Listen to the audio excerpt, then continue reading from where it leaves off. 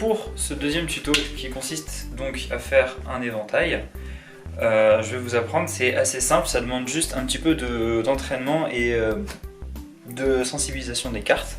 Donc en fait, vous allez tenir le paquet dans votre main comme ceci.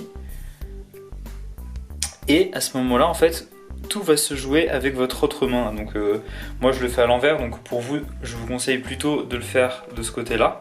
Donc vous tenez le paquet dans votre main gauche et vous le faites de la main droite, donc voilà, mais c'est la même chose, le mouvement est le même. Donc vous allez tenir le paquet dans votre main comme ceci, et en fait les deux points de pression seront ces deux doigts en un point des cartes, en dessous comme ça, au-dessus et au-dessous, et en fait ce sera le point de pivot. Donc ensuite, tout simplement, vous allez tenir les cartes uniquement par ces deux doigts là, et vous allez étendre le reste du paquet avec votre pouce de l'autre main. Ce sera à vous de vous entraîner pour avoir la gestion de la pression que vous appliquez ici, parce que si c'est trop lâche, les cartes font n'importe quoi. Si c'est trop serré, vous allez avoir du mal à déplacer les cartes. Donc il va falloir juste gérer la pression et savoir relever le pouce petit à petit sur les cartes, afin que vous ne preniez pas tout le bloc et vous poussiez tout en même temps.